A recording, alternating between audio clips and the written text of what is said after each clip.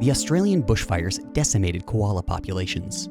The animal sanctuaries in regions where koalas did survive will play a critical role in helping restore the wildlife populations that were lost. But that remaining wildlife is now under threat as droughts cause food shortages. Thelma Johnson works with the Southern Highlands Koala Sanctuary, which was spared from the blazes but now needs all the help it can get.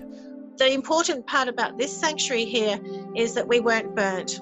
That's fantastic. The reason why that's so good is that we're going to be now an ark, and we're going to be able to repopulate those burnt areas with breeding animals from our koalas will naturally go into those areas as they seek new territories. Scientists estimate that more than 1 billion animals perished in last year's flames. That includes koalas along with emus and possums, some of which are finding new sources of food from volunteers looking to mitigate the loss of vegetation.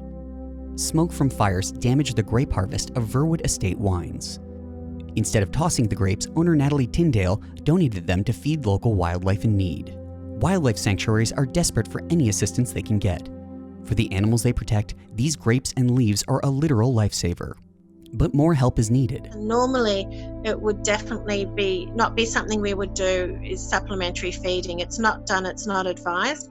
If there are animals that are hungry in the severe drought, we did supplement a little, but that's only for a handful of animals. We've got thousands and thousands of animals, native animals here in their natural habitat that also went hungry. As climate change accelerates extreme fire weather, disasters like this will become more common. That means we'll have to think of creative ways to address the impacts too. We can all play a part in rebuilding after such destruction, but preventing it is even more urgent.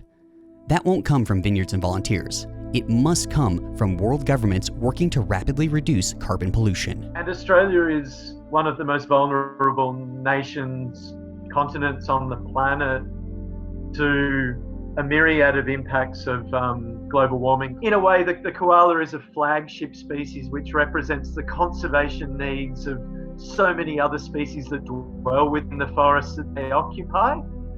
And if we can't look after our koalas, I think we've utterly failed and we can't look after anything. And that's currently where we're at.